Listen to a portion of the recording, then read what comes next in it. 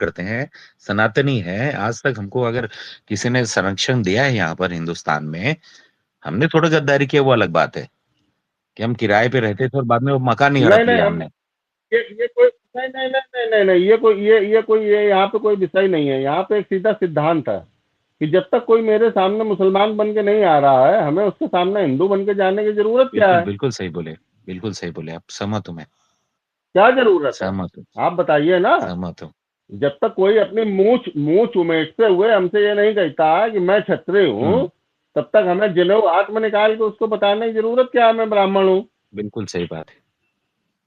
नहीं पर आपने लेकिन नहीं, अगर नहीं, नहीं, कोई अहंकार दिखा के मुंह चैठे के कहेगा कि मैं क्षत्रिय हूँ, तो फिर हम भगवान परशुराम जी का फरसा लेके चैलेंज से कहेंगे कि मैं बिल्कुल ब्राह्मण हूँ। 100% सहमत है, पर मनोज जी जैसा आपने लिखा है ना सनातन ब्राह्मण चौपाल, तो उसके ऊपर से इन्होंने थोड़ा, हमारी बेगम ने थोड़ा ये बोल दिया, जब मैं आपको सजेशन दे रहा था कि क्यों ओनली ब्राह्मण अलाउड, तो उन्होंने बोला कि आप गए क्यों? तो वो मज़ाक की बात है, कोई सीरियस नोट नहीं है।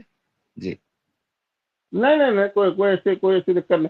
हमने तो आपकी आईडी देख ली, प्रोफाइल आपकी चेक की, उसमें कांग्रेस की बहुत सारे ट्वीट हैं, फिर भी आपको सम्मान समेत स्पीकर दे के आपके विचार जानने के लिए आपको आमंत्रित किया कि आप अपने विचार बनाएं। ब्राह्मण चौपाल और सनातनी ब्राह्मण चौपाल।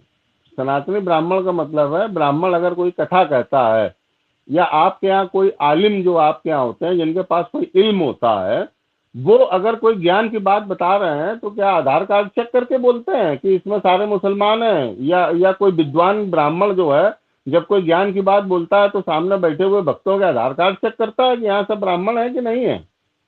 जाति का मतलब ये होता है कि जो हमारे पूर्वजों की परंपराएं, मैं ब्राह्मण हूँ, मेरी शादी जो है, मेरी पत्नी ब्राह्मण होनी चाहिए, ये उसके लिए हमें ब्राह्मण देखना है। अब हम ब्राह्मणों के यहीं खाएंगे, उन्हीं की दुकान से सामान खरीदेंगे, उन्हीं से सब कुछ करेंगे, तो ये तरीका जातिवाद है। और ये जातिवाद ये होता है। जातियां केवल इसलिए बनाई गई हैं कि आप अपनी माँ बहनों को अपनी बिरादरी में दें और उनके साथ लाएं, ताकि आपके रक्त की शुद्धता, आपके डीएनए की शुद्धता बनी रहे। लेकिन आम व्यवहार में अब हम सड़क पर चलेंगे तो भारत में क्या कोई ऐसी रोड है जो ब्राह्मणों के लिए केवल अलग हो, या मुसलमानों के लिए अलग हो, या पारसियों के लिए अलग हो?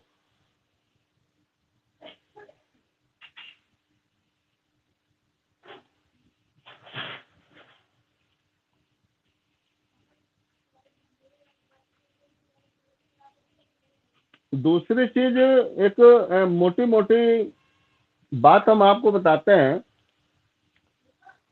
कि हमको भूख लगी है, हम उस विषय पे बात करेंगे कि हमें भोजन चाहिए। अब पता चला हमें भूख लगी है और हम चर्चा कर रहे हैं कि फलाने व्यक्ति के यहाँ तो जो है आज 5 प्रकार की सब्जी बनी है, फलाने के यहाँ जो है वो पनीर खा रहा था, फलाने के यहाँ गए थे तो वो ये कर रहा था। इससे हमारा पेट नहीं भरना है। तो अपनी बात आदमी को अपने विषय पे बात करनी चाहिए। दुनिया के विषयों में भटका हुआ व्यक्ति जो होता है ना, उसी को बोलते हैं कंफ्यूज। और वो ना कभी खुद कुछ कर पाता है, या जिनके साथ बैठता है उनको भी भ्रमित कर देता है। तो ये यहाँ के सिद्धांत नहीं है, और ना इस विषय पे हम लोगों को कोई बात करनी है। ये भारत के नेताओं की बात है। भारत के नेता जो है इस पर चर्चा करें, क्योंकि एक की सरकार जो है वो हिंदू मतों से बनती है, दूसरे की सरकार जो है मुसलमानों के मतों से बनती है। यहाँ पे हम सरकार नहीं बना रहे हैं, यहाँ हम सनातन धर्म की चर्चा करते हैं। जिनको सनातन धर्म के आराध्य देवी देवताओं का जो सम्मान करते हैं, उन सबका हम अपने स्पेस में स्वागत करते हैं। उन सभी लोगों का हम अपने स्पेस में स्वागत करते हैं जो राष्ट्र हितार्थ से बात करते हैं। यहाँ इस प्रकार का कोई विषय नहीं है कि ब्राह्मण इकट्ठे होकर किसी की प्रॉपर्टी पर कब्जा कर लें, ब्राह्मण इकट्ठे होकर किसी का अपमान कर दें, ब्राह्मण इकट्ठे होकर किसी की माताओं बहनों की मर्यादा का हनन कर दें। कोई मतलब नहीं है। हम ब्राह्मणों को यहाँ इकट्ठा करते हैं, हम अपने लिए संरक्षण एक्ट की मांग करते हैं, किसी के शोषण की मांग नहीं करते हैं। हम यहाँ पे इकट्ठे होते हैं, हम अपने समाज के निर्धन बच्चों की शिक्षा की बात करते हैं, किसी की शिक्षा के अधिकार को नहीं छीनते हैं। हम यहाँ पे इकट्ठे होकर बात करते हैं अपने समाज की गरीब कन्याओं के विवाह की। हम किसी भी कन्या की शादी में बाधा उत्पन्न के लिए इकट्ठे नहीं होते हैं। हम पॉजिटिव वे में, पॉजिटिव मानसिकता के साथ अपने समाज के उत्थान हेतु हैं, और ये अधिकार सभी का है। क्षत्रिय समाज भी उनके भी संगठन है, वो अपने समाज में बैठ के क्या करते हैं, हमें उस पर कोई आपत्ति नहीं है। जी सृजन सनातन भाई, आप हैंड टच किए हुए हैं, आप अपने विचार रखें। चुनाव बहिष्कार भैया, आप बहुत दिनों बाद आए हैं, हम आपको स्पीकर माइक सेंड कर रहे हैं, आप एक्सेप्ट करें। सृजन भाई आप अपने बात रखिए, तब तक हम अरविंद पांडे जी और आदि लोगों को स्पीकर पर लेते हैं। सीताराम प्रभु, सभी को सीताराम। मनोज जी, मुझे आपके 2 प्रश्नों का उत्तर देना था। सुन पा रहे हैं आप मुझे?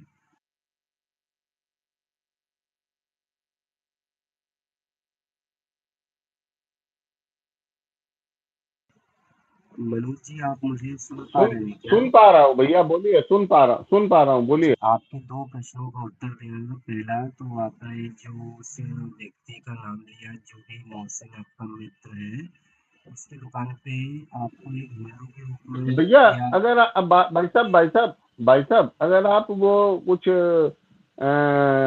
ब्लूटूथ वगैरह या कुछ यूज कर रहे हो तो थोड़ा सा डायरेक्ट बोलिए, आपकी आवाज बहुत धीमी आ रही, सुनाई नहीं दे रही है। जी, मैं ये कह रहा था कि आपने जो प्रश्न किए थे 2, एक वो जो मोहसिन की दुकान में नहीं जाना चाहिए, तो बिल्कुल आपको नहीं जाना इसमें चाहिए। आवाज आ ही नहीं रहा है किसी का। सुनाई दे रहा है आपको? मैंने ब्लूटूथ हटा दिया। जी, सुनाई दे रहा है? जी जी, सुनाई दे रहा है। जी, तो वो मोहसिन की दुकान आपको नहीं जाना चाहिए। और दूसरा बात जो आपने बोला ना कि भारत में कोई ऐसा स्थान है जहाँ केवल मुस्लिम जा सकते की रोड है और या ब्राह्मण की रोड है, तो ब्राह्मण की तो नहीं है बिल्कुल, लेकिन मुस्लिम का मार्ग है। ऐसे भारत में बहुत सारे मिनी पाकिस्तान है जहाँ पे आप अपनी धार्मिक यात्रा जहाँ से नहीं निकाल सकते। तो ये 2 प्रश्नों के आपके उत्तर देना था मेरे को। धन्यवाद। उसको हम और आप रोकेंगे कि भारत के शासक रोकेंगे? शासक, जो शासन में है, जिसको हमने मत दे के अपना विधायक और सांसद बनाया है, वो रोकेगा। जो पुलिस है, जो सेना है, सीआरपीएफ है, वो। आप तो फिर इसका मतलब आप पाप के भागीदार हो गए। आपके शासक तो 32 लाख किट बांट रहे हैं बिहार में मुसलमानों को ईद पे। मेरा दुर्भाग्य है ये। आपने क्यों उनको वोट दिया? मेरा आपने उनको वोट क्यों दिया? मौलाना मोदी है, वो मुझे पता नहीं था। ये मेरा दुर्भाग्य है। बिल्कुल मैं सहमत हूँ आपसे। वो मौलाना मोदी है, ये मुझे पता नहीं था कि गुजरात में वो संघ का प्रचारक बन के किसी मस्जिद में बैठ के संघ का प्रचार करता था। ऐसा तो मैंने कोई संघ का प्रचारक इतिहास में नहीं देखा है ना। बाकी अब वो फकीर है, चाहता तो वो अपने आप को साधु संत वैरागी सन्यासी बोल सकता था, लेकिन उसने आपको अपने आप को इस्लामिक फकीर बताया। हम मूर्ख थे, हमें समझ में नहीं आया था। औलिया है, महामानव है ना वो, तो वो कुछ भी कर सकता है। उसके लिए हमारी अच्छा, गलती है। आप ये स्वीकार करते हैं कि भारत के हिंदुओं ने दही के धोखे चूना चाट लिया बीजेपी को चुन जी, के? जी, मैं बिल्कुल आपसे सहमत हूँ। ये मेरी गलती है। मेरे पास उससे अच्छा विकल्प अभी है भी नहीं वर्तमान में। दुःख मेरे लिए ये है। विकल्प अच्छा, आपको जैसे भोजन ना मिल रहा हो, आप भूखे हो और भोजन का कोई विकल्प ना हो, तो आप धतूरा या सल्फाज या जहरीली कोई घास खा के पेट भरेंगे अच्छा, तो क्या? कि भूखा रहेंगे? एक मतदाता के रूप में मुझे कि भूखे एक रहेंगे? मतदाता के रूप में मुझे क्या करना चाहिए, फिर आप बताएँ? नहीं तो ये संविधान में कहाँ लिखा है कि जो मतदान नहीं करेगा उसको फांसी की सजा या मृत्यु दंड हाँ, ये मिलेगा? बात आपकी सही है। नहीं है? नहीं, मैं नोटा दबा सकता हूँ ना जाके। शादी हो गई नहीं, अभी आपकी? नहीं हुई। अभी सुखी हूँ। तो अब मान लो शादी के लिए लड़की आप देख रहे हो, ये 4 बार घर से भाग चुकी है, 3 बार, एक 2 बार। तो पत्नी की विकल्पहीनता में या अच्छी कन्या की विकल्पहीनता में 2 बार जो भागी है वो सबसे अच्छी है चरित्र में, उसको अपनाओगे आप? विकल्पहीनता है ना? कठिन प्रश्न है। मैं क्यों? आपके अपने जीवन का मामला आएगा तो विकल्पहीनता नहीं है। देश की जहां बात आएगी वहां विकल्पहीनता में औलिया फकीर और मौलाना को चुन लोगे, क्या गलती हो मतलब गई है ना, भैया? गलती हो गई हमसे। हम बोल तो रहे हैं अगली बार नोटा दबाएँगे। गलती हो गई हमसे। बोल तो रहे हैं आपसे हम। हाँ। अगली बार नोटा अरे बहुत दबाएँगे। बहुत स्वागत है आपका, बहुत बहुत स्वागत है। अगर आप हमें प्रत्यक्ष मिलेंगे तो हम आपको फूल माला पहना के अपने भाई का हम ऐसा स्वागत हमने करेंगे आपसे इस क्या बात बोल पे। दिया जो आप फूल मालाओं तक पहुँच गए? फूल माला भवानी के वीरों के लिए रहने दो। मैं कायर हूँ। आपने सच बोला, कम से अरे कम तो मेरे गलती हुई भाई भाई, तो। आपने सच अरे गलती बोला। हुई तो हम मान रहे ना भैया कि हम मूर्ख थे, हमसे गलती हो गई यार। अब गलती हम छुपाएंगे? देखो, एक हम्म असत्य को छुपाने के लिए 100 असत्य बोलने पड़ते हैं, और मेरे पास इतनी बुद्धि है नहीं। इसी बात पे हम आपका स्वागत कर रहे हैं। यहाँ तो भाई गलती कर रहे हैं और मान नहीं रहे हैं, वो अभी भी कह वो रहे हैं कि सबसे बड़े हिंदूवादी वो वही मूर्ख हैं। मनुष्य है जिसके अंदर अहंकार है। वो मनुष्य मूर्ख है। उसने गीता नहीं पढ़ी, उसको गीता पढ़ा दो। बस बस बस, आपके सच स्वीकार करने पे ही हमें बहुत खुशी हुई, वही मेरे कहने का केवल मतलब था। जी बोधिसत्व राकेश पांडे जी, आपके विचार भैया बहुत अच्छे लगे। आपने सच बोला कम से कम। और आप प्रथम व्यक्ति हो इस स्पेस में जितना दादा स्पष्ट दादा रूप विषय पे आइए। से अपनी वो जो विचारधारा। है जो लड़का बोलिए था बोलिए बोलिए। बस्ती में मर गया था, उसके खिलाफ जो है एफआईआर दर्ज की गई है। बैक डेट में ऐसा जो है बताया जा रहा है। ठाकुर साहब क्षमा चाहेंगे आपसे, जो है सृजन सनातनी ठाकुर साहब। तो हम लोग इस पर चर्चा करने के लिए इकट्ठे हुए, जिसका आपने लगा रखा हो। और जो प्रयागराज वाला है ना, उनकी लाश जो है पहुंच गई है उनके गांव, और उनका दाह संस्कार भी हो गया है। अब यहाँ से जो जा चुके हैं। और उसके बाद वो लड़के के खिलाफ जो है एफआईआर दर्ज हुई है उसके डेथ होने के बाद। मतलब सोच लीजिए, ये तो हाल है भारतीय जनता पार्टी का। यानी कुल मिलाकर के उसके पहले ही उसको लेके गए थे, यानी एफआईआर नहीं दर्ज किए थे। और अगर नाबालिग के खिलाफ तुमने एफआईआर दर्ज की थी तो उसके घर वालों को तुमको सूचित करना चाहिए था, या उसको जुवेनाइल जेल में रखना चाहिए था। अगर तुमने चालान भी काट दिया था, 2 दिन तक उसको कैसे रखे रहे भाई थाने में? नाबालिग को तो रख नहीं सकते थे थाने में। और एक दादा, एक चीज आपको और बता दें कि जो जानकारी मिल रही है बड़ी ही मतलब कि ऐसी चौंकाने वाली जानकारी मिल रही है। कुछ लोग कह रहे हैं कि वो सुन ही नहीं पाता था, मतलब वो सुनने की क्षमता ही उसके अंदर नहीं थी। तो ये भी एक ऐसी जानकारी मिल रही है। अगर ये सच है तो भाई बहुत ही बुरा हुआ। तो अभी सौड़ आर्मी वाले सूरज भैया आते होंगे, तो उनसे पूछा जाएगा कि इसमें कितनी सच्चाई है। लेकिन अगर इसमें सच्चाई है कि जगह सुन नहीं सकता था, तो भाई साहब ये तो पूरा का पूरा भारतीय जनता पार्टी का अत्याचार है। कुल मिलाकर के ये बहुत ही शोचनीय। एफआईआर की जो कॉपी है उसको मैंने लगा रखी है, जिसमें वो सुर्ती मांगता है, उसके बाद झगड़ा करता है। झगड़े में सिर्फ जो है उनको जो है एक थप्पड़ मार देता है, ऐसा लोग बताते हैं। लेकिन उस पर बढ़ा चढ़ा करके लिख दिया गया है ताकि जो है जस्टिफाई हो सके। चलिए मान लीजिए आपने जुवेनाइल को बैठा भी लिया था, उसकी उम्र भी कम थी, तो भाई साहब आपने उसको जुवेनाइल कोर्ट को क्यों नहीं बताया?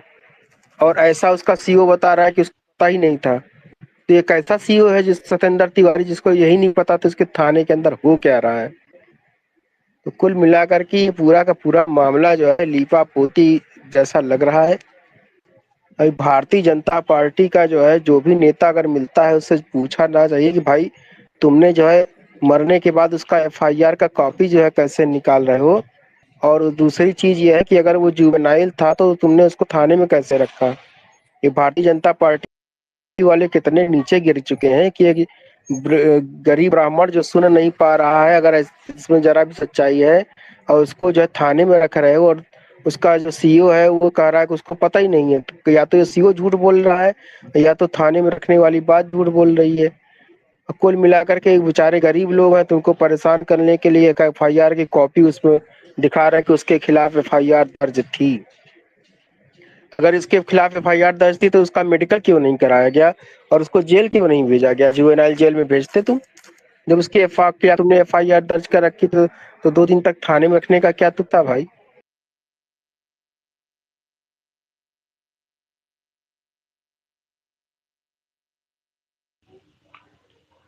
जरा इस मामले को थोड़ा अध्ययन कर लें। और एक बात हम आपको और बता दें, एफआईआर उसके खिलाफ थी तो अब वो उतनी और विकास गंभीर दुबे ने इतना बड़ा कांड साजिश जो किया था। विकास दुबे ब्राह्मणों के के खिलाफ एनकाउंटर के भारतीय बाद जनता उसके पार्टी कर अपराध रही की है, सारी फाइलें उसके बंद खिलाफ कर दी गई। इंगित कर रहे हैं। क्योंकि जब भाजपा ने इससे अभी लाभ क्या होगा? भारतीय जनता पार्टी राकेश भैया, हम ये पूछ रहे हैं कि उसके मरने के बाद इन्होंने जो मुकदमा दिखाया है, इसका क्या मतलब है? इसका क्या लाभ होगा, क्या हानि होगी, वो बताइए।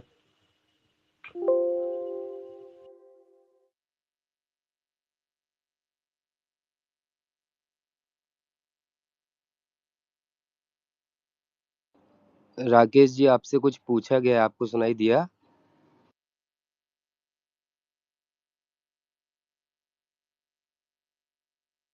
पता है, इससे बात ये है ना कि उसको बैठाया गया था बिना किसी एफआईआर के लिखे ही।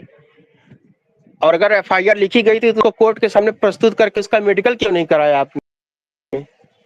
इसमें भी तो पॉइंट बनता है कि अगर उन्होंने एफआईआर चलिए बैक नहीं, डेट में ही ये लॉन्च कर मतलब ली थी तो उसका आप इनका जो डेट पड़ा वो 25 तारीख का पड़ा हुआ है एफआईआर का।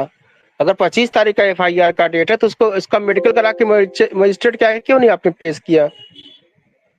ये भी तो बात हो सकती है।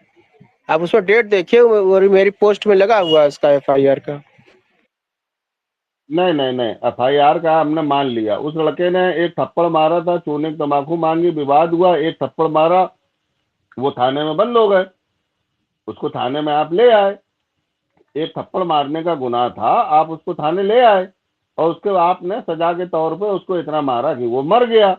अब हम आपके खिलाफ एक प्रार्थना पत्र दे रहे हैं कि आपने किसी व्यक्ति को इतना मारा कि वो मर गया, तो वो एक 2 सिपाही और एक वो जो अधिकारी है वो हमको सौंप दिया जाए, तो हम न्याय करके मार मार के उनको मार दें।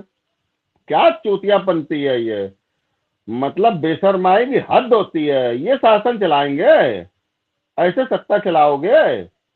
और हम तो स्पेस में नहीं, हम तो प्रदेश से के समस्त नागरिकों से कहते हैं कि ये आग आपके घर तक भी पहुंचेगी, अब बिल्कुल पहुंचेगी।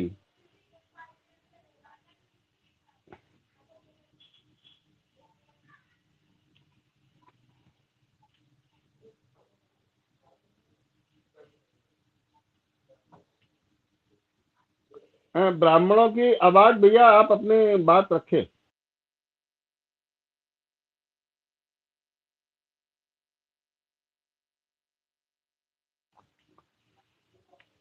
अखिलेश शुक्ला जी अगर सुन पा रहे हो तो अपनी बात रखिए। बालकृष्ण भैया आप आते हैं सनातनी ब्राह्मण चौपाल में, आपका हम बहुत बहुत स्वागत करते हैं, आप फॉलो भी करते हैं हमें, और मैं आपको माइक सेंड करता हूं, कभी अपने विचार भी रखिए भाई, परिचय होता है और आपकी बात सुनेंगे, आप लगेगा कि हमारे भाई हमारे सहयोग में हैं, तो आप माइक एक्सेप्ट करें और अपने विचार जरूर रखें।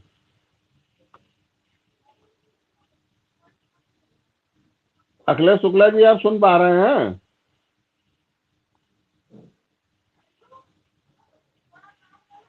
नीचे हमारे पंडित जी भैया भी आते हैं, बहुत बार उनसे निवेदन किया है कि अपनी थोड़ी सी बात रखा करिए।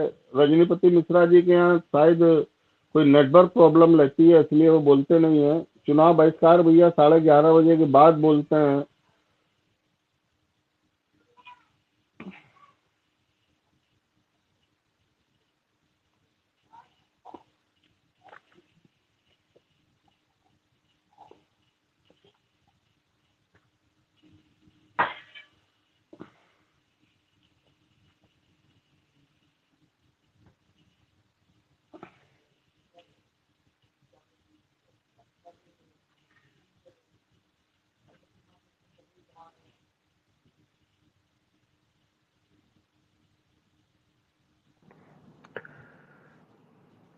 भैया जय परशुराम सभी भाइयों को। मैं एक फोन चालू था मनोज भैया, इसलिए उस पे बात कर रहा था, इसलिए मैं आपकी बात को निगलेक्ट किया, उसके लिए मैं क्षमा चाहता हूँ।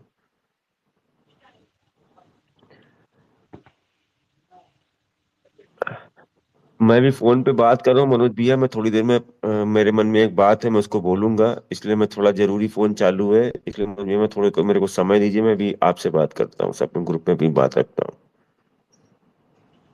बिल्कुल भैया, बिल्कुल बिल्कुल।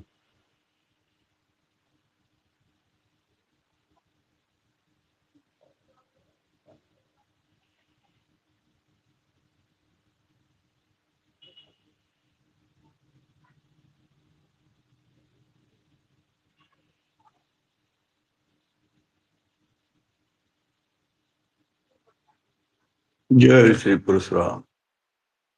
ऐसा लगता था कि अभी जो है साइलेंट हो गया, इसलिए मैं बोला माइक पे था। तो दादा मुन्ना भैया देखिए, हैंड रेज किए हुए हैं, मुन्ना भैया बोलिए। नहीं मैं बोल रहा हूँ बोधिसत्व जी। जय श्री हरि परशुराम सभी को। देखिए, हमें सबसे पहले जो है ये कहना चाहिए नारा, हमारा नेता कैसा हो, मनोज दीक्षित जैसा हो, क्योंकि हमें नेता की आवश्यकता है, ऐसा नेता जो समाज हित की बात कर सके। और ताकत झोंकने में मैं मनोज भाई को देख रहा हूं, रेयर है। इस एज में जो है इतनी ताकत शायद युवा नहीं झोंक पाते। ऐसा जो है ब्राह्मण रत्न हमारे स्पेस को मिला है। आज मैं देखा, सुनिए, मैं जो है मनोज भाई का नाम लिखना चाहे एक ट्वीट में तो दीक्षित अपने आप मोबाइल बताने लगा आगे, तो मैं समझ गया कि अब इनकी प्रसिद्धि जो है बढ़ रही है। और यही तो चाहिए हमको, हमारी सोच का जो है लीडर प्रसिद्ध हो जाए तो समझिए कि आपका दुख शून्य हो जाएगा। या तो आप आगे आइए, या जो ताकत झोंक रहे हैं दिन रात आपकी चिंता कर रहे हैं उनको सपोर्ट करिए। आपका आपकी बात कहने वाला कोई है कहाँ, सोचिए तो। इसलिए हमें जो है बिना राग द्वेष के जो नेता जो हमारी बातें कर रहे हैं उनको जो है जैसे भी हो, जिसको तन मन धन कहते हैं, जिसके पास जो है उसी तरीके से सपोर्ट करें।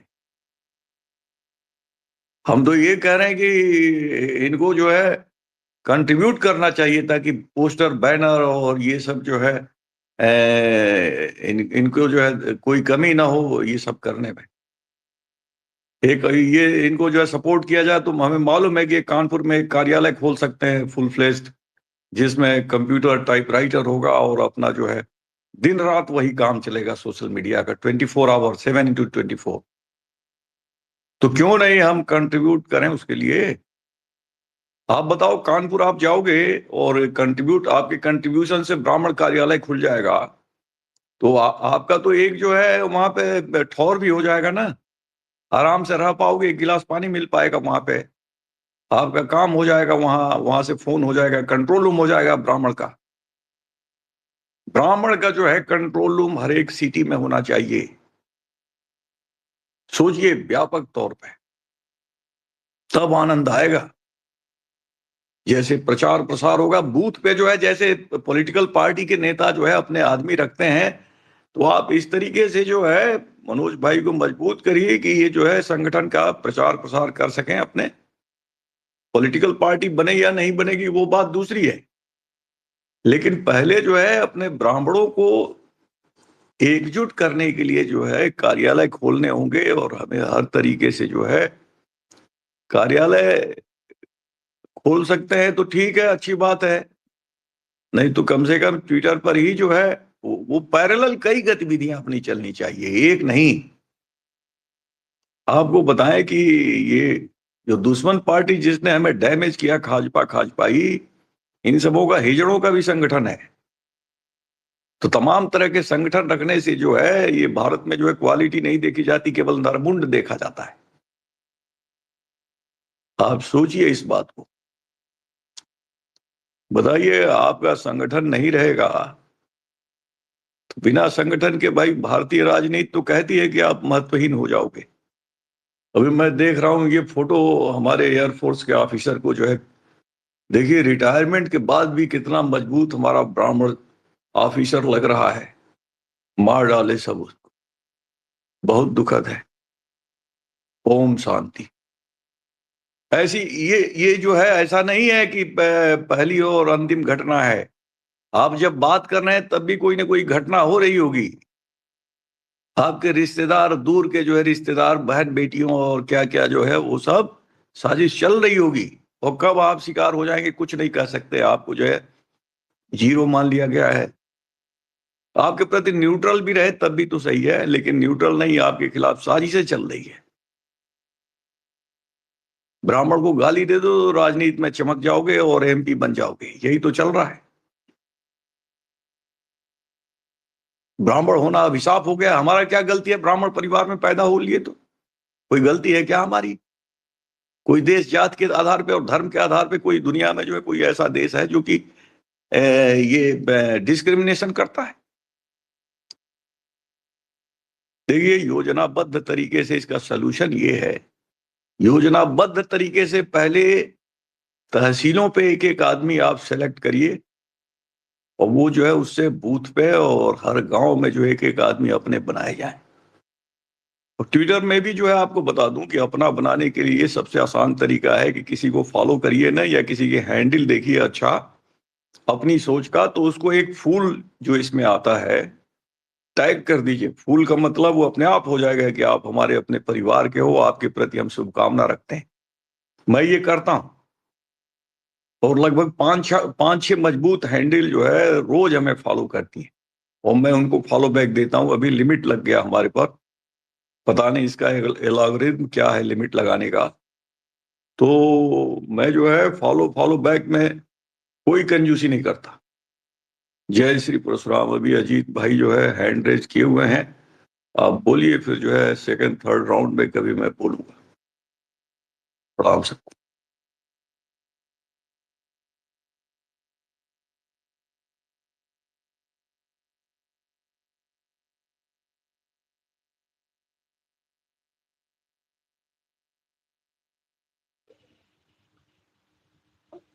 बोलिए अजीत भैया।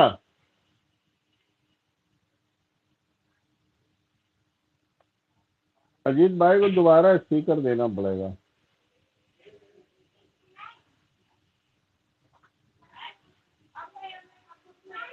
अजीत भैया कनेक्टिंग में हैं।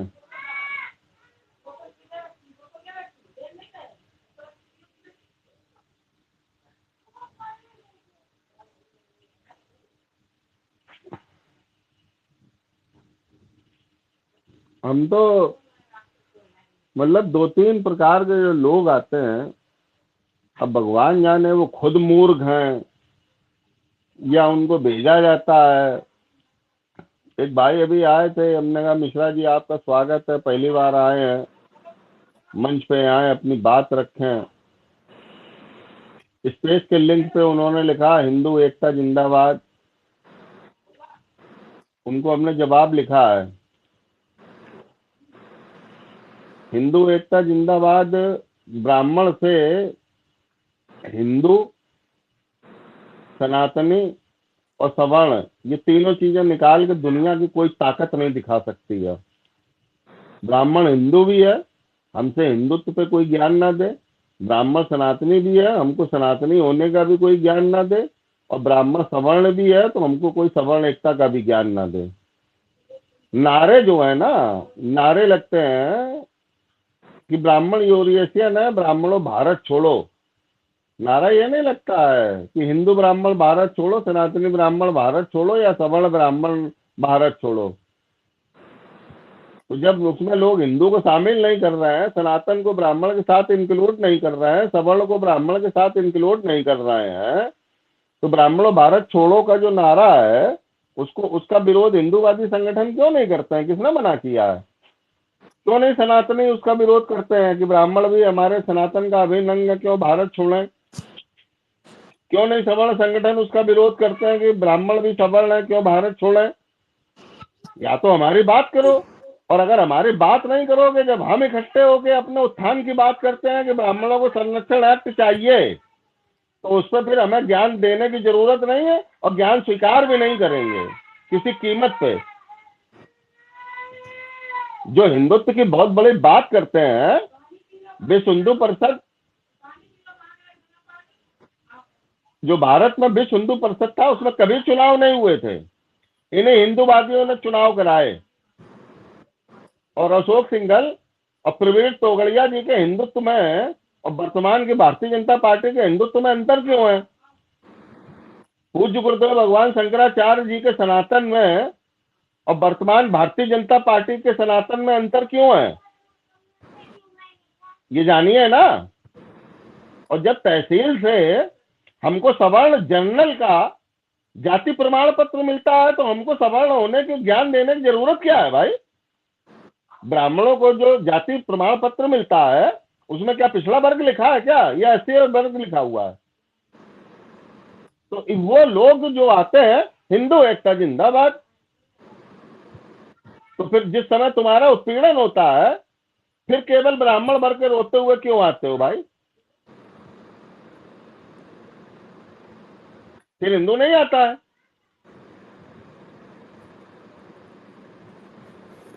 अभी एक भाई जो आए थे, जो स्पेस में थे, वो हमको कह रहे थे, मैं इस चीज का समर्थक नहीं हूं,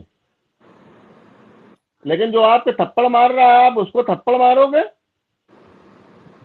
कि आपने कहीं सुन रखा है कि आपके सपने में कोई आदमी थप्पड़ मारता था, वो जब सामने आएगा तो उसको थप्पड़ मारोगे? क्या मतलब बनता है भाई? अभी एक भाई आए थे, ज्ञान दे रहे थे, अभी राणा सांगा जी पे बयान आया है कि ठाकुरों, क्षत्रियों से, राजपूतों से कन्वर्ट जो मुस्लिम थे, उन्होंने कहा है कि हमने परिस्थितियों बस जो है वो धर्म बदल लिया था, इसका मतलब ये नहीं हम अपने पूर्वजों का अपमान सहन करेंगे। तो उन मुसलमानों को स्वीकार किया गया कि नहीं किया गया?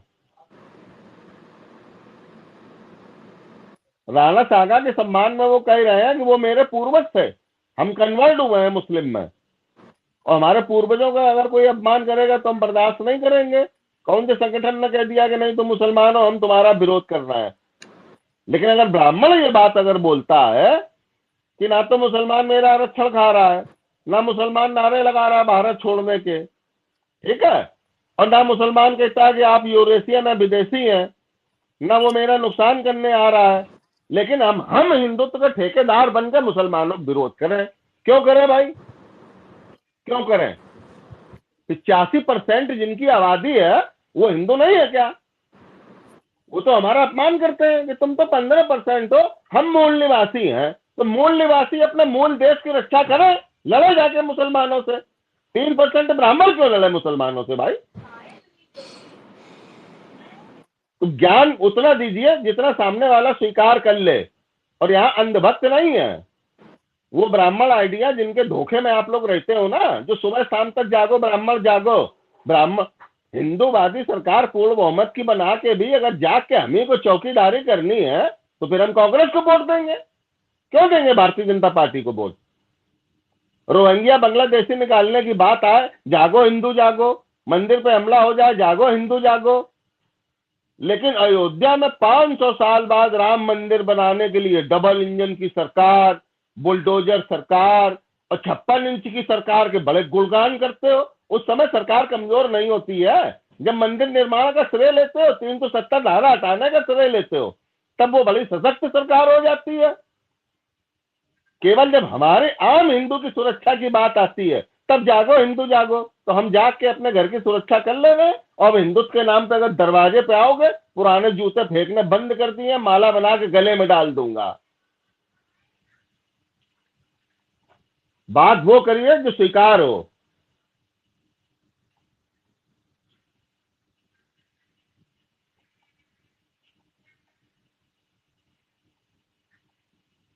जी अजीत दुबे भैया बोलिए।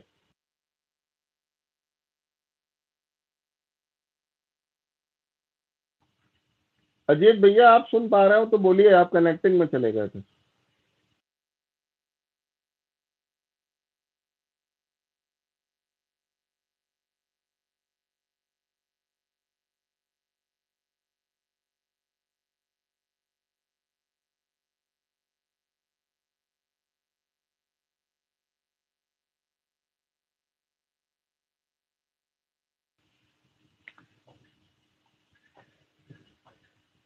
डॉक्टर केशव जी, आपने स्पीकर रिक्वेस्ट की हुई है, आपकी प्रोफाइल हमने देखी, आप ब्रैकेट में मोदी का परिवार लिखे हुए हैं, और आपके विचार हम जरूर सुनना चाहेंगे। मनोज भैया, मैं ये बोल रहा था, अभी मुन्ना भैया ने जो बात बोला उस पर हम भी काफी हद तक सहमत है, और मैं यही बोलूंगा कि हम डेली स्पेस में कम से कम 20 लोग तो मिनिमम 20 से 25 लोग आते ही हैं। तो आप इतना टाइम दे रहे हैं, और वहाँ पे तो क्यों ना, सही बात है कि हम लखनऊ में, वो कानपुर में एक ऑफिस टाइप को करके और आपको पूरा सपोर्ट ही किया जाए, ताकि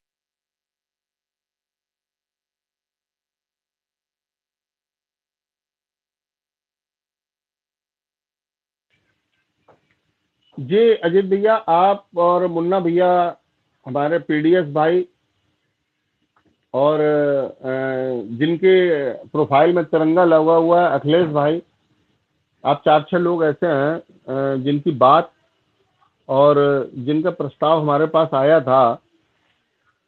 तो बात ये हुई थी कि लखनऊ में, क्योंकि जितने भी विधायक हैं, जितने भी मंत्री हैं, वो सब लखनऊ में जाते हैं, और जहां तक लखनऊ हाई कोर्ट का क्षेत्र लगता है वहां सारे लोग लखनऊ हाई कोर्ट भी जाते हैं। और एन कैन प्रकार किसी भी कार्य से लोग लखनऊ जाते हैं। तो कल दिन में जो एडवोकेट अजय शुक्ला जी आए थे और राजेश मणि भैया, तीनों लोगों की लाइन पे लेके बातचीत हुई थी कि लखनऊ के अंदर आने वाली जितनी भी हाईवे हैं, चाहे वो फैजाबाद से प्रयागराज से आ रही हो, चाहे वो सीतापुर लखीमपुर से आ रही हो, चाहे वो कानपुर से जा रही हो, उन सभी रोडों पे 5,000 के लमसम पोस्टर भगवान परशुराम जन्मोत्सव पे हार्दिक शुभकामनाएं और ब्राह्मण संरक्षण एक्ट बनाओ अपनी मांग को लिख के। और विधानसभा पे, लखनऊ रेलवे स्टेशन पे और इलाहाबाद हाई कोर्ट पर सभी को भगवान परशुराम जन्मोत्सव की हार्दिक शुभकामनाएं। विप्र कल्याण बोर्ड के अंतर्गत ब्राह्मणों के संरक्षण एक्ट का प्रावधान किया जाए। तो ये कल बात बनी थी।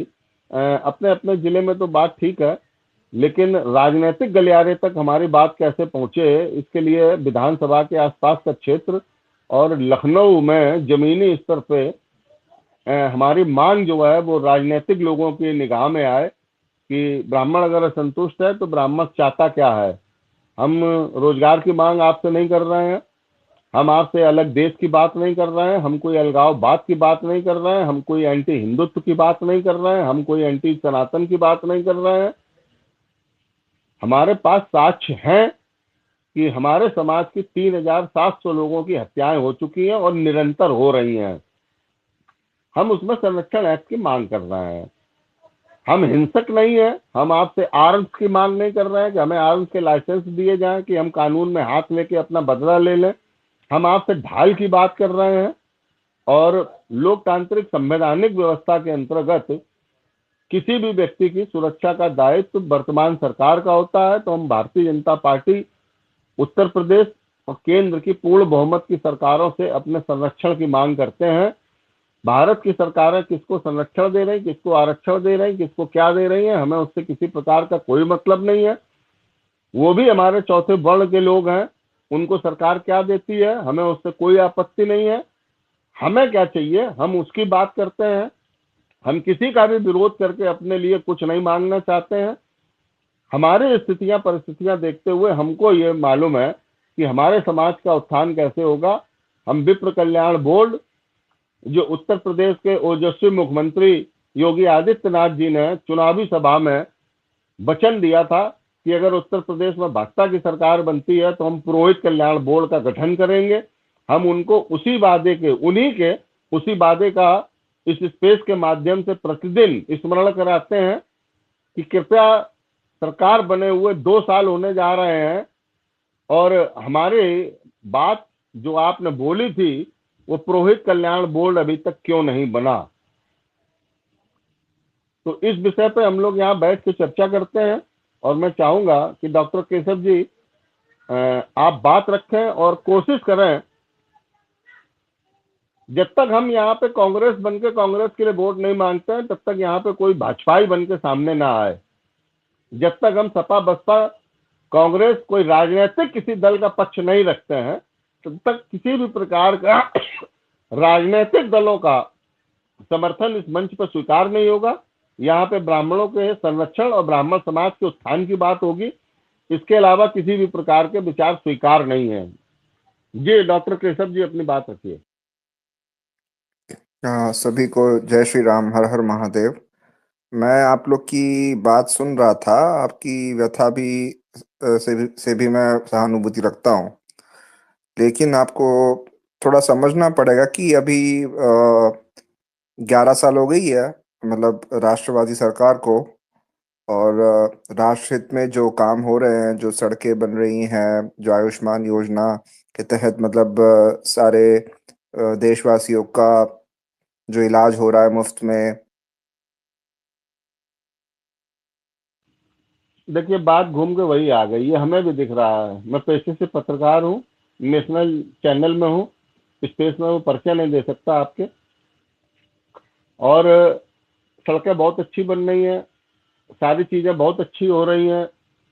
तो आपके परिवार में जो लोग मर चुके हैं उनके पास तक ये लाभ पहुंच रहा है क्या? ये लाभ जो मृतक हैं उनके पास तक पहुंच पा रहा है क्या? मतलब एक 3-3, 4-4 यूनिवर्सिटियों में बीएचयू से लगा के अशोका यूनिवर्सिटी से लेके जेएनयू में नारे लगाए जा रहे हैं ब्राह्मणों भारत छोड़ो। और हम केवल चिकनी सड़कें देख के और राष्ट्र की तरक्की देख के जो है हम बात ना करें, हम बात ना करें। फिर जब एक वर्ग ने अभी भारत बंद किया था कि आरक्षण में वर्गीकरण नहीं होगा, उसके विरोध में भारत बंद किया था, वो भारतीय जनता पार्टी ने बात क्यों क्यों मान ली थी? क्यों नहीं उस वर्ग को ये सड़कें और भारत का विकास और विश्व गुरु भारत दिखाई दिया था? उनको तसल्ली नहीं हुई थी ना। उनका अधिकार जब छीना गया तो भारत बंद का आह्वान किया था ना चंद्रशेखर रावण ने, गुर्जरों ने अपने आरक्षण के लिए किया था ना, वोट बैंक के लिए बीपी सिंह, अटल बिहारी वाजपेयी मंडल कमीशन लाए थे ना। उस समय भारत निर्माण की बात क्यों नहीं हो रही थी? भारत निर्माण के लिए मतलब एक सीधी सी बात मैं आपको बता रहा हूं कि कोई कहे कि भारत का निर्माण हो रहा है, हमारे बेटे को मुगल अंकराता मार दें, कोई दिक्कत नहीं है। हमारे बेटे को जो है वो खालिस्तानियों से युद्ध में मर जाए, कोई दिक्कत नहीं है। लेकिन सरकार की नीतियों से हमारे बेटे की मृत्यु हो जाए, उसके बाद हम भारत निर्माण देखें। मैं क्षमा चाहता हूं केशव जी, सॉरी, आप वो बात रखिए जो स्वीकार करने वाली हो। मैंने आपसे बोलने से पहले ही ये बात बोल दी थी। नहीं, अब आप माइक बंद करके मुझे बोलने नहीं देंगे तो फिर मेरी बात आप समझेंगे कैसे? खैर नहीं कोई नहीं, बात नहीं। हम उसको पहले ही बोला था ना कि आप किसी राजनीतिक दल की बात मत करिए। हम कांग्रेस बनने के लिए नहीं, कह रहे हैं क्या आपको मैं कांग्रेस को बोल? देखिए, जब जो हमारे प्रधानमंत्री है वो थोड़ी ना किसी दल, जब वो पहुंच जाते हैं वहां पे तो वो किसी दल को थोड़ी ना करते हैं, वो देश को मतलब बिल्कुल represent करते करते हैं, हैं, है ना? बिल्कुल करते हैं, बिल्कुल करते हैं, बिल्कुल करते हैं। अभी 15-20 दिन पहले उनका स्टेटमेंट था कि पीएम को गाली देने का मतलब है पिछड़े वर्ग का अपमान। वो हिंदू है कहाँ? पीएम पीएम को गाली देने का मतलब प्रधानमंत्री, इतना बड़ा देश का कहाँ पद है, बोला? उसका अपमान नहीं था, वो पिछड़े वर्ग था। तो फिर मतलब वही वाली बात अभी आ जाएगी। कहाँ बोला? साक्ष्य दें क्या? आपको भेजें डीएम में? डीएम में भेजें? दूसरा बयान आप सुनिए, ऊपर लगा दीजिए, बाकी सबको, ऊपरी ऊपरी मुझे लगा, अकेले बताने से चलिए क्या चलिए, होगा? अब अभी कोई वक्ता बोलेगा तब हम ऊपर लगा देंगे। दूसरा बयान सुनिए प्रधानमंत्री जी का। कांग्रेस ने द्रौपदी मुर्मू महामहिम राष्ट्रपति, संवैधानिक प्रथम पद, प्रथम नागरिक का अपमान किया। उस पर माननीय मोदी जी ने क्या कहा कि द्रौपदी मुर्मू राष्ट्रपति जी का अपमान, SC/ST एक्ट मतलब संविधान के सर्वोच्च पद पर जो आदमी बैठा है उसका अपमान जो है वो बड़ी चीज नहीं है। SC/ST एक्ट वर्ग का अपमान है। क्या मतलब बनना है इस बात का भैया? जातिवादी तो प्रधानमंत्री है, हम उनको हिंदूवादी नहीं मानते हैं, बिल्कुल नहीं मानते हैं। नहीं तो देखिए, जाति से उठकर ही तो वो मतलब देश के लिए काम कर रहे हैं। आप ही मतलब जातिवाद को बढ़ा रहे हैं कि ब्राह्मण बिल्कुल नहीं संरक्षण कर एक्ट रहा है, बनाओ। बिल्कुल नहीं कर रहा है, बिल्कुल नहीं कर रहा है, बिल्कुल नहीं कर रहा है, बिल्कुल करेंगे। आप जब अपनी 32 लाख पहचान मुसलमानों अलग को कर वो रहे हो ना, ईंट आप ही मार जात सकते पात हैं, क्यों कर रहे हैं? क्यों कर रहे हैं? पिछड़े वर्ग के, मेरे जीते जी SC/ST एक्ट पिछड़े वर्ग के आरक्षण को कोई नहीं छू सकता। पिछड़े वर्ग के लिए और SC/ST एक्ट के लिए प्रधानमंत्री इतना सीना ठोक के बोल रहे हैं, ब्राह्मणों के लिए क्यों नहीं बोले आज तक भाई? क्यों नहीं बोल सकते हैं? जनरल के लिए क्यों नहीं बोल सकते हैं? दिल्ली के चुनाव में अभी घोषणा की थी ना, अगर भाजपा सरकार बनेगी तो SC/ST के बच्चों को जो है वो हम 1,000 रुपये महीने, जो उच्च शिक्षा में उनको 15,000 रुपये महीने देंगे। इसमें जातवाद नहीं दिखा था, ये जातवाद नहीं है। सुप्रीम कोर्ट के रोकने के बावजूद भी 25 नए अपराध बढ़ा के बिना जांच के, बिना जमानत नहीं मिलेगी, SC/ST एक्ट बिल लाए थे, वो जातिगत नहीं था। मतलब तुम्हारे प्रधानमंत्री जो है SC/ST वर्ग के लिए संरक्षण एक्ट ले आए, वो जातिवाद नहीं है। ब्राह्मण संरक्षण एक्ट मांगेंगे तो ये आइडेंटिटी अलग है। मैं क्षमा चाहता हूं डॉक्टर केशव जी, और मैं आपकी जानकारी के लिए बता दूं, आपकी जितनी उम्र होगी, जो आवाज से आपकी लग रहा है, उससे ज्यादा भारतीय जनता पार्टी के लिए काम किया है। संघ की ITC और 3 वर्ष का प्रशिक्षण लिए हुए हूं। भारतीय जनता पार्टी जिले का 3 बार पदाधिकारी रहा हूं, बाल अध्यक्ष रहा हूं, मंडल अध्यक्ष रहा हूं। जितना मैंने भाजपा का 35 वर्ष काम किया है, शायद 38-40 वर्ष आपकी टोटल उम्र होगी। लेकिन अब हम फर्जी हिंदुत्व का समर्थन नहीं कर सकते हैं, किसी कीमत पे नहीं करेंगे। हिंदुत्व की जरूरत मणिपुर में है, चले मोदी जी काम करें, मैं उनके साथ चल रहा हूं। हिंदुत्व की जरूरत कश्मीर में है, चले भारतीय जनता पार्टी के लोग, हम जाके वहां उनके साथ काम हिंदुत्व के लिए। हिंदू बाहुल्य प्रदेश उत्तर प्रदेश, बिहार, उत्तराखंड, मध्य प्रदेश और राजस्थान, यहाँ हिंदू बहुसंख्यक है, और यहाँ पे भी तो कहते हो जागो हिंदू जागो, काहे के लिए जागे? हमको जाग के अपने घर की सुरक्षा करनी है तो फिर हम चौकीदार क्यों चुनेंगे? क्यों चौकीदार चुनेंगे जब हम जग के अपने घर की रक्षा कर लेंगे? तो केशव भैया मतलब उस तरीके की चीजें जो हैं वो इस स्पेस में है नहीं है।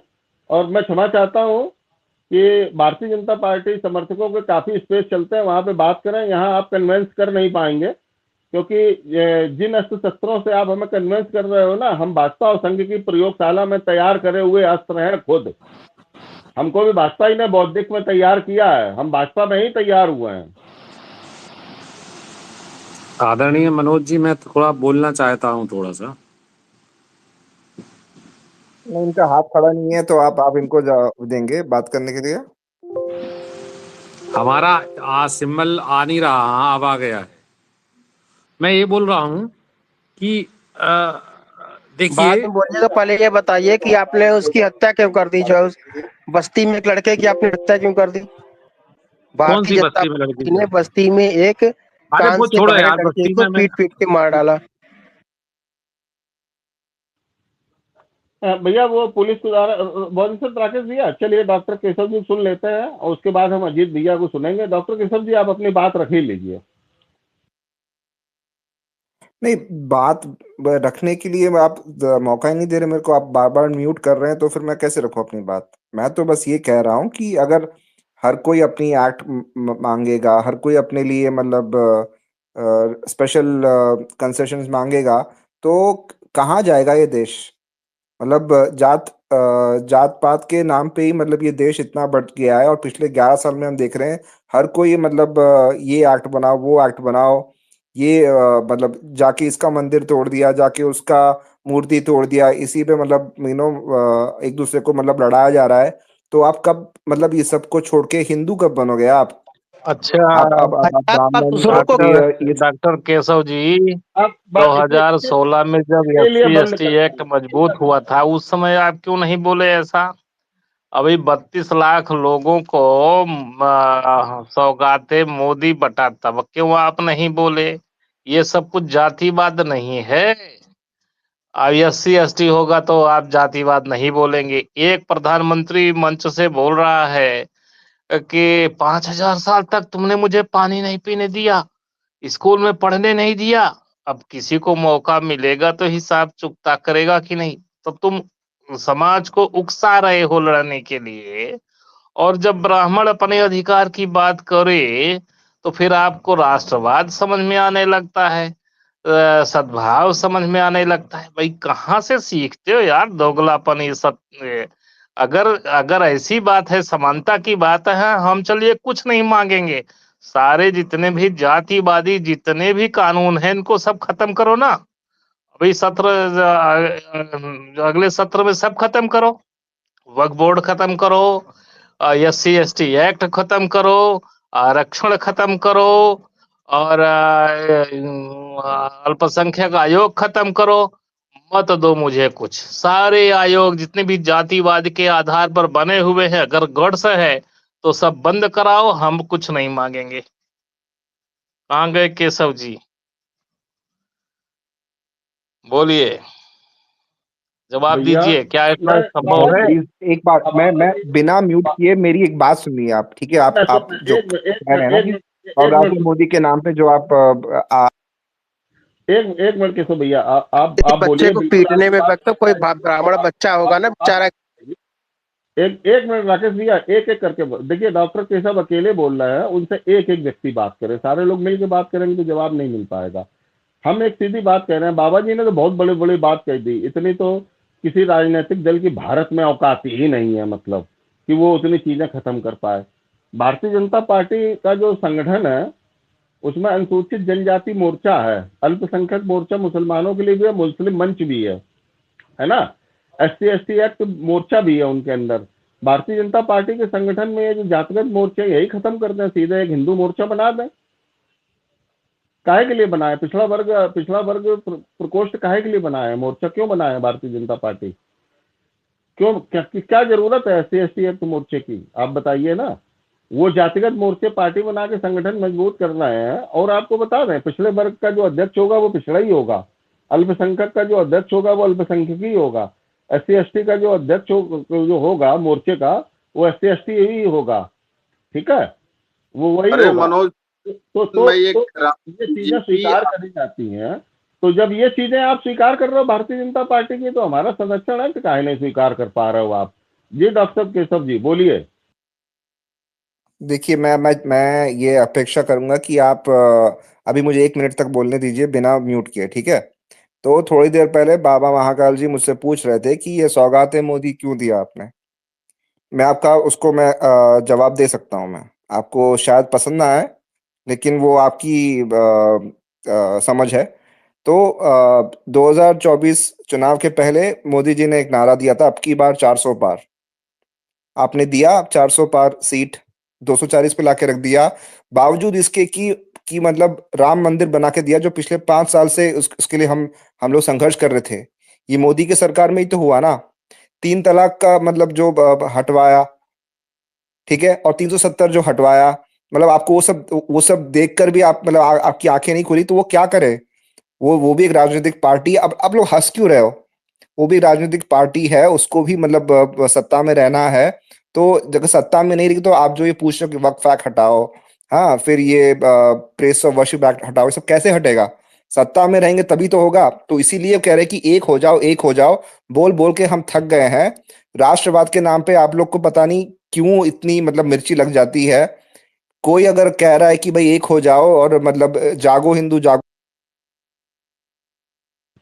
मजबूरी 10 हो साल में जाती है। क्या कर रहे थे? म्यूट करना जो है ना, वो भैया मजबूरी हो जाती है डॉक्टर केशव जी। मजबूरी इसलिए होती है, धारा 370 हटाई, उसका हम स्वागत करें? आपको मालूम है धारा 370 जब कश्मीर में लगी हुई थी, तो उस समय पे एक रणवीर दंड संहिता वहां पे लागू थी, जिसमें वर्णित था कि गौ हत्या पर पूर्ण प्रतिबंध है। गौवंश, यहाँ तक कि मेल जो उसमें बैल और सांड होते हैं, उनमें से किसी का भी एक अंग की प्राप्ति पे 10 वर्ष का कठोर कारावास था, ठीक है, 1 लाख का जुर्माना था। 370 हटी तो रणवीर दंड संहिता भी समाप्त हो गई। आज आसपास के राजस्थान हरियाणा से लेके पूरा गौवंश जो है वो कश्मीर के माध्यम से पाकिस्तान पहुंच रहा है। मैं तो स्वागत करूं 370 हटने का। गौ हत्याएं होने लगे, इसके लिए हम 370 का स्वागत करें? दूसरी बात, राम मंदिर निर्माण पर मैं मोदी जी को तुम श्रेय दे रहे हो, तो अयोध्या में एशिया की सबसे बड़ी मस्जिद जो 5 एकड़ गिफ्ट दे दिए हो, उसका श्रेय कौन लेगा? वो जो सबसे बड़ी मस्जिद बन रही है भगवान राम की भूमि पे, काबा में, मक्का मदीना में जाके भगवान राम जी की एक मूर्ति रख के दिखा दो तुम। हमारे आराध्य देव की जन्म भूमि पे एशिया की सबसे बड़ी मस्जिद।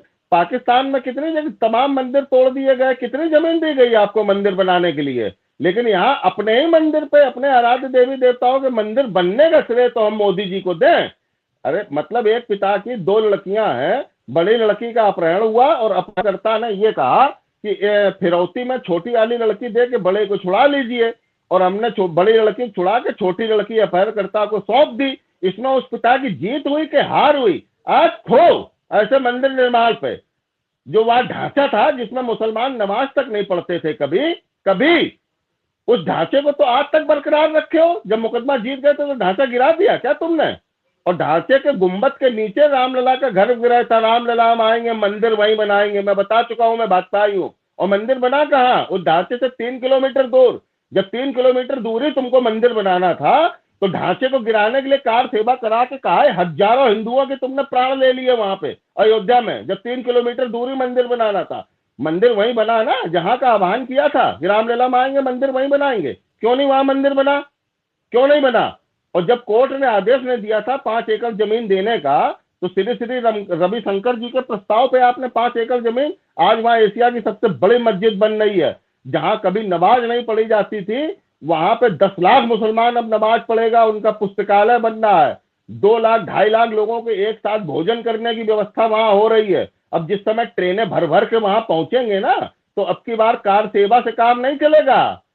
कार सेवक जितने गए थे उससे ज्यादा तुम लाशें लेके आओगे। और ये मंदिर बनने की खुशी उन चूतियों को होनी चाहिए जिनके घरों में भगवान राम का मंदिर नहीं है। भगवान राम का मेरे हृदय में मंदिर है, हमें बाहर किसी मंदिर को ढूंढने की जरूरत नहीं है। लेकिन बड़ी लड़की को देख छुड़ाने के लिए छोटी बिटिया को पेश करके हम जश्न मनाएं, हम उन लोगों में से नहीं है। हम पूज्य गुरुदेव भगवान शंकराचार्य जी के समर्थक हैं, और हम अध्यात्म पे और अपने धर्म पर एक नंबर की बात करते हैं। मैं राजनीति से ओतप्रोत होकर बात नहीं करता हूं। जो बात हमारे पूज्य गुरुदेव भगवान शंकराचार्य जी और हमारे शास्त्र करेंगे, मैं वो बात शास्त्र की मानूंगा, वो सनातन धर्म मानूंगा जो शास्त्रोक्त होगा। मैं संसद से पास हुए बिल को शास्त्र नहीं मानता हूं। राजनीतिक क्षेत्र के निर्णय के लिए मोदी जी स्वतंत्र हैं। धार्मिक क्षेत्र के निर्णय के लिए मोदी जी का कोई निर्णय स्वीकार नहीं है। धार्मिक क्षेत्र के निर्णय के लिए 100 करोड़ हिंदुओं के सर्वोच्च गुरु सनातन धर्म के पूज्य गुरुदेव भगवान शंकराचार्य जी हैं, उनके आदेश का पालन करूंगा। मैं मोदी जी को नहीं मानूंगा और ना मैं योगी जी की धर्म के मामले में कोई निर्णय मानूंगा। तो कश्मीर के 370 कितने हिंदू बस गए? 1990 में 87 सांसदों के साथ अटल बिहारी वाजपेयी का समर्थन था वीपी सिंह सरकार में। वहां से कश्मीरी ब्राह्मणों और हिंदुओं का पलायन और हत्याएं हुई थी। 370 हटाने के बाद क्या मोदी जी ने उन हिंदुओं को दोबारा बसाया वहां? वो तो बेचारे आज भी शरणार्थी बन के कैंप में रह रहे हैं। किसी मकान का नंबर बदल के 786 की जगह हम 370 कर दें और रहे उसमें रहे हो अब्दुल सलीम और गनी, तो किस बात की खुशी है? मकान नंबर बदलने से वो हिंदुओं का मकान हो जाएगा क्या? ये दोगली नीतियां हैं, ये स्वीकार नहीं है और ना कभी कर पाएंगे। आप अपना डॉक्टर केशव जी, आप अपना जो हिंदुत्व का एजेंडा है ना, हम प्रखर हिंदूवादी हैं, लेकिन हमको प्रवीण तोगड़िया अशोक सिंघल का हिंदुत्व स्वीकार है। हमको वो अयोध्या मंदिर के जो अध्यक्ष है ना चंपत राय, उनका हिंदुत्व हमको स्वीकार नहीं है और ना इनका हिंदुत्व हमको स्वीकार है। वो हिंदुत्व नहीं है। देश के हिंदुओं को सशक्त हिंदुओं के नेतृत्व की जरूरत है। और क्या आप क्या बता रहे थे कि 400 पार का नारा दिया था हम लोगों, मतलब मोदी जी हार जाएं तो वो हिंदुत्व का है और जीत जाएं तो क्या कहेंगे कि बिना इस्लाम की कल्पना के हिंदुत्व की कल्पना व्यर्थ है। तब वो ये बताएंगे। फिर वो जीतने के बाद बयान देंगे कि अंबेडकर की वजह से बना मैं प्रधानमंत्री, वोट दें सारे हिंदू। और अगर हार जाए तो हिंदुत्व कलंकित है और अगर जीत जाए तो महामानव है, भगवान विष्णु का अवतार है। तो ये सवाल ही नहीं उठता है। इंसान इंसान रहता है, इंसान भगवान नहीं हो सकता। भगवान के आचरण पे चल सकता है, भगवान के गुणों को अपना सकता है, लेकिन इंसान इंसान ही रहेगा। इंसान की तुलना भगवान से नहीं की जा सकती। और डॉक्टर साहब, अब कृपया मैं क्षमा चाहता हूँ, हम आपके विचार सुन नहीं पाएंगे। हम आपसे बहुत क्षमा चाहते हैं। मेरे स्पेस का बहुमूल्य समय है और वो बर्बाद होगा। हम आपके विचारों से सहमत नहीं है। बहुत बहुत धन्यवाद आपका। स्पेस में अन्य भाई हमारे बोलना चाहते हैं। अजीत भैया बोलिए। अजीत भाई, आप अपनी बात रखें।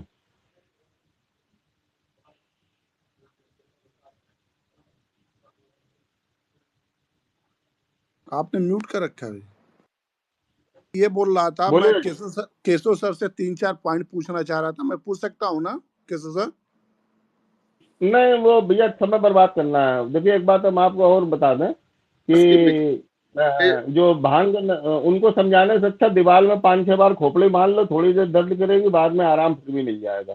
वो कोई मतलब नहीं है वहां पे। वो रबर की जो गेंद होती है ना, उसको चाहे जितना दबाओ वो उतनी देर ही आकार बदलता है जितनी देर दबी रहती है। छोड़ दोगे वो तुरंत फिर गोल होके कूदने लगेगी। कोई फायदा नहीं है उससे। बोलिए अजीत भैया, आप अपनी बात रखिए। नहीं मनोज भाई, खोपड़ी क्यों मारना जाए? खून निकलेगा तो दलित डॉक्टर सरकारी अस्पताल में बैठा है, दवा कैसे होगी? हम खोपड़ी नहीं मार पाएंगे। दलित चारों तरफ जो है डॉक्टर हो गए।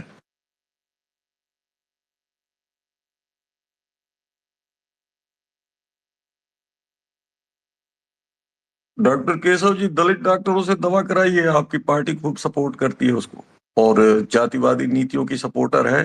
सरकारी हॉस्पिटल में आप खोपड़ी से तो मारेंगे नहीं, अपनी जो है दीवार में तो हम मारेंगे। आप तो परेशान होके जो है पता नहीं